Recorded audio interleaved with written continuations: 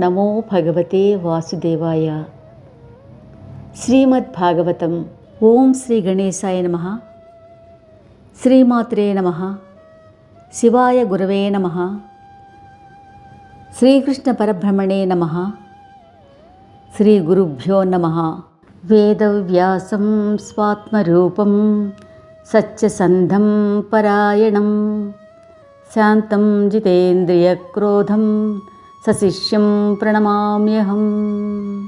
నిన్నటి రోజున మనం విన్న 16వ అధ్యాయంలోని పరమాత్మ యొక్క విభూతులు ఎంత చెప్పుకున్నా కూడా సరిపోవు. పరమాత్మ యొక్క విభూతులకు అంతం లేదు. ఆయన అనంతుడు, ఆయన విశ్వాత్ముడు, విశ్వేశ్వరుడు, విశ్వసంభవుడు, స్థితికారకుడు, ప్రళయకారకుడు, ప్రాణిలోని చైతన్యం, ప్రాణి యొక్క స్వభావం, ప్రాణిలోని మహత్తత్వం, గాయత్రి, హవ్యవాటుడు, భృగువు, కపిలదేవుడు, నారదుడు, కామధేనువు, గరుడపక్షి, దక్ష ప్రజాపతి, పితృదేవతలలో ఆర్యముడు అనే స్వామి ఆయనే. ప్రహ్లాదుడు ఆయన స్వరూపము. నక్షత్రాలు, వరుణుడు, సూర్యుడు, చంద్రుడు, వెలుగు, మనుషులలో రాజు, ధాతువులలో సువర్ణం, సర్పాలలో వాసుకి, నాగులలో అనంతుడు, కొమ్ములు దంతాలు ఉన్నటువంటి ప్రాణాల్లో సింహస్వరూపం పరమాత్మయే. సన్యాసి ఆశ్రమం కూడా స్వామియే. బ్రాహ్మణుడు, గంగానది, సముద్రం, హిమాలయ పర్వతం, మేరు పర్వతం, అశ్వత్థవృక్షం స్వామి స్వరూపం. ఇలాగే ఔషధాలలో ఎవలు, పురోహితులలో వశిష్ఠుల వారు, వేదార్థాలు గ్రహించినటువంటి బృహస్పతి, పంచభూతాలు, వాటి తన్మాత్రలు, వివేకమైనటువంటి ఆలోచన, బ్రహ్మ విద్య, అనిర్వచనీయమైన ఖ్యాతి కూడా స్వామియే. స్త్రీలలో శతరూపాదేవి, స్వయంభువ మనువు, సనకసనందనాదులు, ప్రియవచనాలు, మౌనము. అలానే ఋతువులలో వసంత ఋతువు, వ్యాసభగవానుడు, చివరికి ఉత్తముడైనటువంటి ఉద్ధవుడు కూడా స్వామి స్వరూపమే అని తెలుస్తోంది. ఇంకా యుగాలలో సత్యయుగం ఆయనే, కవులలో శుక్రాచార్యుడు ఆయనే, వాసుదేవుడు, హనుమంతుడు, దర్భలలో లక్ష్మీరూపం, క్షమాగుణం, భక్తిరూపకర్మ, భక్తులు పూజించే వాసుదేవుడు, అన్నిట్లో కూడా ఆయనే ఉన్నాడు. ఇలా ఆయన విశ్వమూర్తి, ఆయన కానిది ఏదీ లేదు, సర్వస్వరూపుడు, ఆయన సర్వేశుడు. ప్రపంచంలోని పరమాణువులైనా లెక్కించవచ్చు, కానీ శ్రీ మహావిష్ణువు యొక్క విభూతులు లెక్కించడం ఎవ్వరికీ కూడా సాధ్యం కాదు. సమస్త జగత్తు కూడా ఆయన యొక్క ఒక్క అంశతోటే వ్యాపించి ఉంది అని తెలుస్తోంది. నిన్న మనం సవివరంగా విన్న విభూతి యోగం గురించి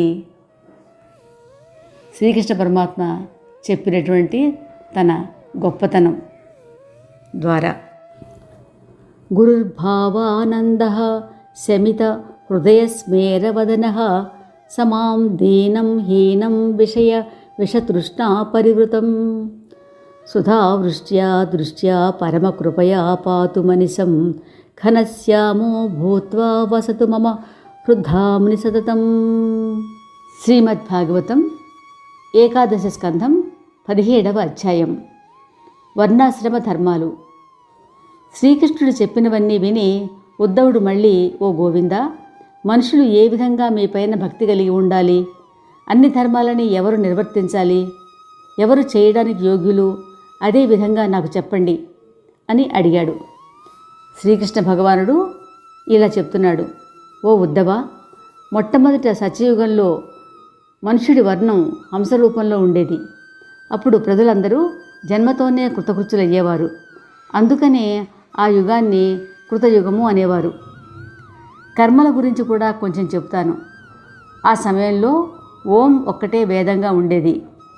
అప్పుడు 4 పాదాలతో నడిచే ధర్మమే నా రూపమైన ధర్మంగా ఉండేది. ఆ యుగంలో తపస్సు, నిష్ఠాగల నిష్పాపులు శుద్ధస్వరూపులుగా నన్ను ఉపాసించేవారు. ఓ మహానుభావ, ఆ తరువాత త్రేతాయుగంలో నా హృదయ శ్వాస రూపమైన వేదత్రయీ విద్య ఆవిర్భవించింది. దానితో హోత, ఉద్గాత మరియు అధ్వర్యుడు సహితంగా యజ్ఞ ప్రక్రియ మొదలైంది. ఈ యజ్ఞం కూడా నా స్వరూపమే. బ్రాహ్మణ, క్షత్రియ, వైశ్య, శూద్రులనే 4 వర్ణాలు ఆ విరాట్ స్వరూపుడి ముఖము, బాహువులు, తొడలు మరియు చరణాలలోంచి ఉత్పన్నం అయ్యారు. శమ, తప, దయ, శౌచ, సంతోష, క్షమ, శుద్ధ భావ, భక్తి, దయ, సత్యములు బ్రాహ్మణులకు ప్రకృతి సహజంగా ఏర్పడిన గుణములు. తేజస్సు, బలము, ధైర్యము, శూరత, క్షమ, ఉదారత, సమరము, స్థైర్యము, బ్రహ్మణ్యత, ఐశ్వర్యము ఇవి క్షత్రియుల సహజ గుణములు. అస్తికత, దానము, నిర్దగ్ధత బ్రాహ్మణుల సేవ, ద్రవ్యాన్ని కూడబట్టడంలో తృప్తి కలుగకపోవడం ఇది వైశ్యుల ప్రకృతి సహజ లక్షణాలు. గోవులకి, బ్రాహ్మణులకి మరియు దేవతలకి నిష్కపటంగా సేవ చేయటం, ప్రాప్తించిన దానితో సంతోషంగా ఉండటం అనేవి శూద్రుల స్వభావ గుణాలు. ఇప్పుడు ఆశ్రమ ధర్మాలని వర్ణిస్తాను. బ్రాహ్మణ, క్షత్రియ, వైశ్యులకు జన్మించిన తరువాత అన్ని సంస్కారాలు చేయాలి. మొలత్రాడు, మృగచర్మం, దండం, రుద్రాక్షమాల, యజ్ఞోపవీతం, కమండలం, జలం మొదలగునవి ధరించి ఉండాలి. తైల స్నానం చేయకూడదు. దంతావధానం, వస్త్రాలని క్షారంలో ఉతకడం చేయకూడదు. గర్భధారణ చేయాలి. స్నానం, భోజనం, హోమం, జపం, మూత్రం, మల విసర్జన సమయాలలో మౌనంగా ఉండాలి. గోళ్లు తీయుట, కేశాలు మరియు క్షౌరకర్మ చేయించకూడదు. ఎక్కడి రోమాలు తీయకూడదు. వీర్యస్ఖలనం అవనివ్వకూడదు. అగ్ని, సూర్యుడు, గోవు, బ్రాహ్మణులు, గురువు, వృద్ధులు, దేవతలు వీరందరినీ ఉపాసించాలి. ఉదయ మరియు మధ్యాహ్న సంధ్యలలో మౌనధారణ చేయాలి. గురువుని నా స్వరూపుడుగా తెలుసుకోవాలి. ఈ విధంగా విషయభోగాల నుంచి దూరంగా ఉండి గురుకుల వాసం చెయ్యాలి. విద్య పూర్తి అయ్యే వరకు అఖండిత దీక్ష వహించాలి. ఇవి సంక్షిప్తంగా బ్రహ్మచారి అవలంబించాల్సిన విషయాలు. గృహస్థాశ్రమంలోకి ప్రవేశించాలి అనుకునే పురుషుడు తనకు సమాన వర్ణము, కులము మరియు ఉత్తమ లక్షణములు కలది మరియు తనకన్నా చిన్నది అయిన స్త్రీని పెళ్లి చేసుకోవాలి.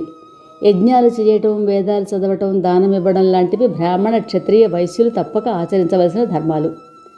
వేదాలు చదవడం, దానం తీసుకోవడం మరియు యజ్ఞాలు చేయడం అనేవి బ్రాహ్మణులకు జీవనాధారాలు. ఒకవేళ బ్రాహ్మణులు దరిద్రం వల్ల దుఃఖం పొందినట్లయితే వ్యాపారం చేసి ఆపదల నుంచి తప్పించుకోవడం యోగ్యమైన పని. కానీ మత్తు పానీయాలు కానీ రసం కానీ అమ్మకూడదు.